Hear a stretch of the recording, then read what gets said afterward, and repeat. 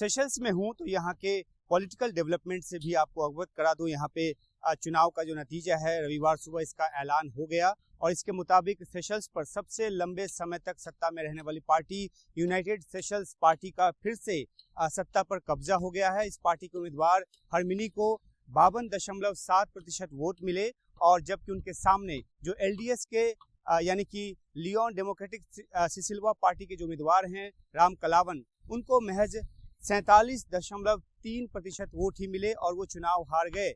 Seychelles चुनाव में इन दो प्रमुख दावेदारों के बीच मुकाबला जो है वो 2 हफ्ते पहले शुरू हुआ और क्योंकि राष्ट्रपति चुनाव में किसी भी उम्मीदवार को स्पष्ट बहुमत नहीं मिला, 50% से अधिक वोट नहीं मिला, तो इसके बाद दूसरे दौर का जो मतदान है वो हुआ और उसमें हरमिनी को जीत मिली है। 52.7% वोट के साथ हरमिनी की जीत जो है वो पिछले महीने आम चुनाव के पहले दौर में जब उनकी पार्टी यूनाइटेड सेशल्स जो है वो जीत गई उसके बाद आई है और संसद में 35 जो सीट है उसमें से 19 सीट जो है वो उनकी पार्टी को मिला, एलडीएस को 14 और इंडिपेंडेंट को 1 सीट मिली है। तो जो राम कलावन जो कि एक पूर्व एंग्लिकन पादरी रहे हैं और जो 2020 में चुनकर आए थे लेकिन इस बार वो अपनी सत्ता जो है बचा नहीं पाए। और ये भी एक दिलचस्प जानकारी है कि 1976 में ब्रिटेन से आज़ादी मिलने के बाद 1 साल बाद जो तख्ता पलट हुआ उसके बाद से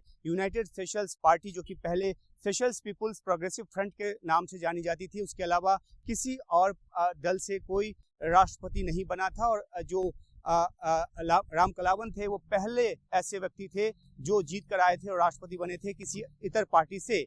इस जीत को वो दोहरा नहीं पाए और चुनाव हार गए। अगर हम चुनावी मुद्दों की बात करें तो कॉस्ट ऑफ लिविंग यहाँ बहुत ज़्यादा बढ़ गया है, ये बड़ा चुनावी मुद्दा था। नशीली दवा और लोगों का स्वास्थ्य जो है ये भी एक मुद्दा था। पर्यावरण की चिंता और सरकारी भ्रष्टाचार जो है वो भी चुनाव के मुद्दों में शामिल रहे। सेशल्स जो है वो प्रति व्यक्ति आय के हिसाब से अफ्रीका का सबसे धनी देश है। हालांकि जो इसके 115 प्राकृतिक द्वीप हैं उसकी कुल जमीन जो है वो महज 459 वर्ग किलोमीटर है, लेकिन पश्चिमी हिंद महासागर में इसके फैलाव को देखें तो ये 12 लाख वर्ग किलोमीटर में फैला हुआ है और इसलिए एक बहुत ही अहम देश जो है वो ये है।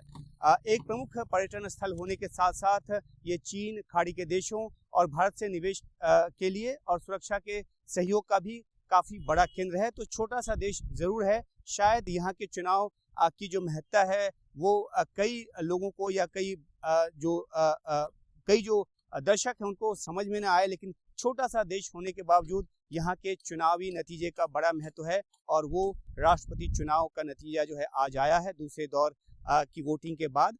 और अब जो है वो पुरानी पार्टी जो कि 1976-77 से रूल कर रही थी एक बार फिर से सत्ता में लौट आई है 5 साल के गैप के बाद। ट्रायलन से उमाशंकर सिंह।